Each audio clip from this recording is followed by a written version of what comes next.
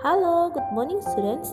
Sebelum menonton video ini dan mengikuti pembelajaran kita hari ini, Miss ingatkan agar kalian tetap berdoa ya. Kita belajar tema 8, subtema 3, bumi, matahari, dan bulan, pembelajaran 1 dan 2. Pernahkah kamu melihat gerhana matahari?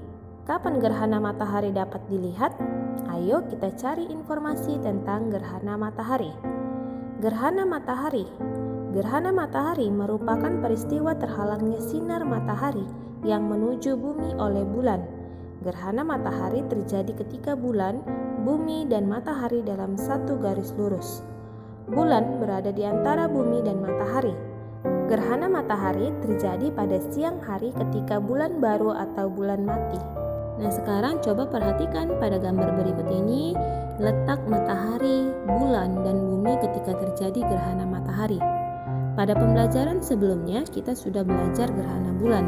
Ketika gerhana bulan, bumilah yang berada di tengah-tengah matahari dan bulan. Tapi gerhana matahari, bulanlah yang berada di tengah-tengah antara matahari dan bumi. Kalian ingat ya? Ketika terjadi gerhana matahari, kalian tidak boleh melihat matahari langsung menggunakan mata telanjang. Kalian harus menggunakan kacamata khusus untuk melihat gerhana matahari. Mengapa? Karena jika kalian melihat gerhana matahari terlalu lama, itu akan membakar retina kita dan dapat menyebabkan kebutaan. Karena terhalang oleh bulan, keadaan yang terang berangsur-angsur menjadi gelap. Saat terjadi gerhana matahari, bayangan bulan akan menutupi bumi. Oleh karena bulan lebih kecil daripada bumi, hanya sebagian tempat saja yang mengalami gerhana matahari. Ada 3 jenis gerhana matahari, yaitu gerhana matahari total, gerhana matahari sebagian, dan gerhana matahari cincin.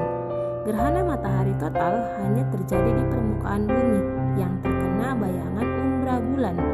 Gerhana matahari total selalu diawali dan akhiri oleh gerhana matahari sebagian. Gerhana matahari sebagian terjadi di permukaan bumi yang terkena bayangan penumbra bulan.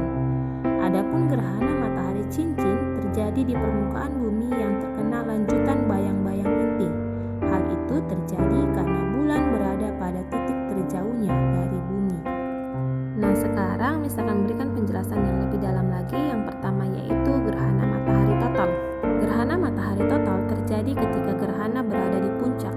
Pada gerhana ini matahari akan tertutup sempurna oleh bayangan dari bulan, sehingga matahari tampak seperti bulatan hitam jika dilihat dari bumi.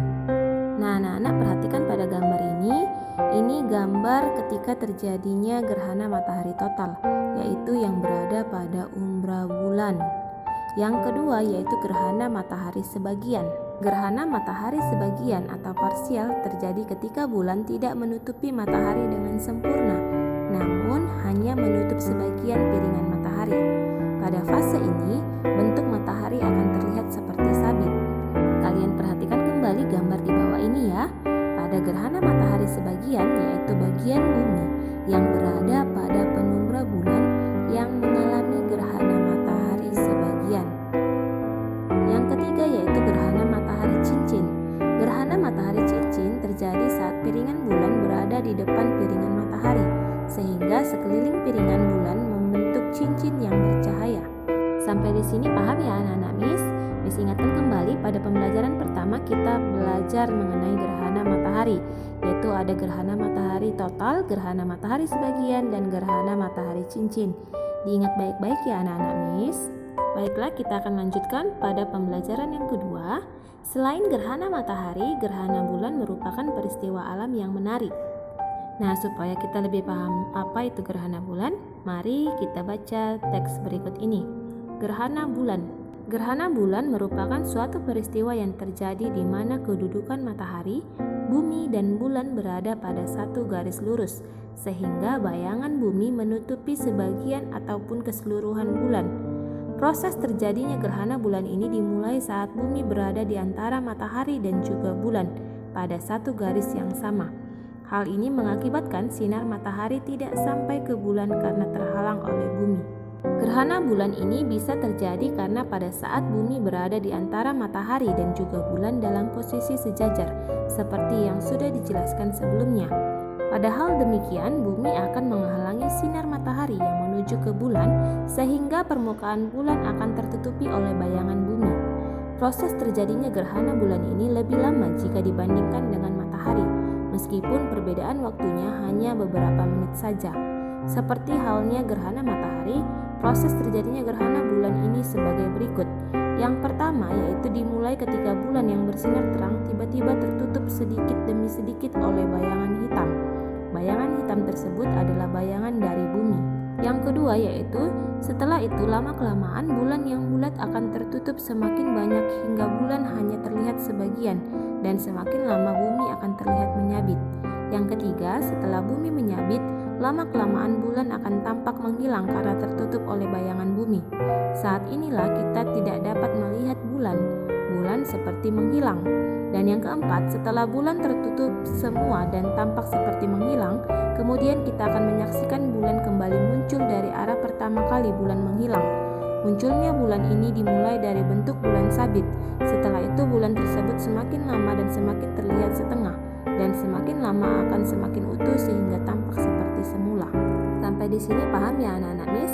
Miss harapkan kalian bisa membedakan gerhana matahari dan gerhana bulan.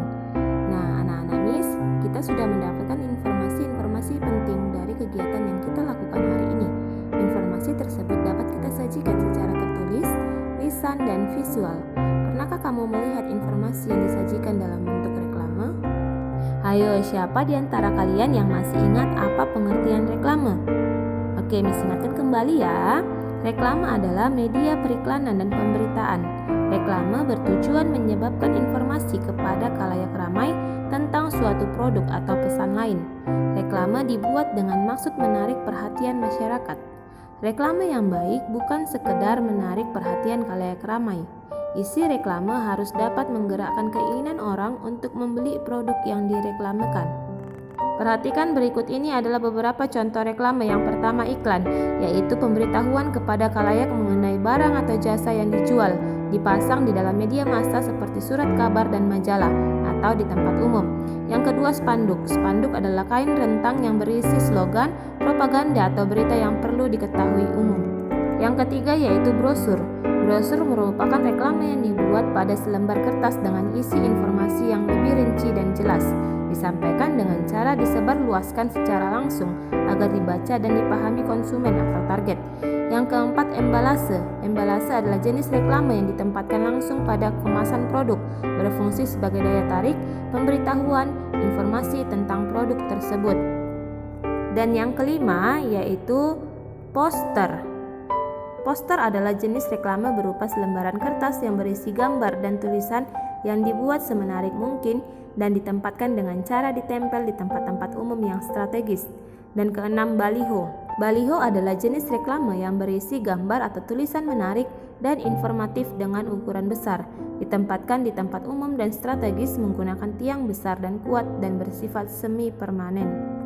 Sekian dulu pembelajaran kita hari ini. Semoga video ini bermanfaat untuk kalian semua. Di akhir pembelajaran ini, Miss ingatkan kalian untuk menuliskan beberapa materi yang penting dalam video ini, yaitu mengenai gerhana matahari dan gerhana bulan pada buku catatan kalian. Tetap semangat belajar ya anak-anak Miss. Sampai bertemu di video pembelajaran berikutnya.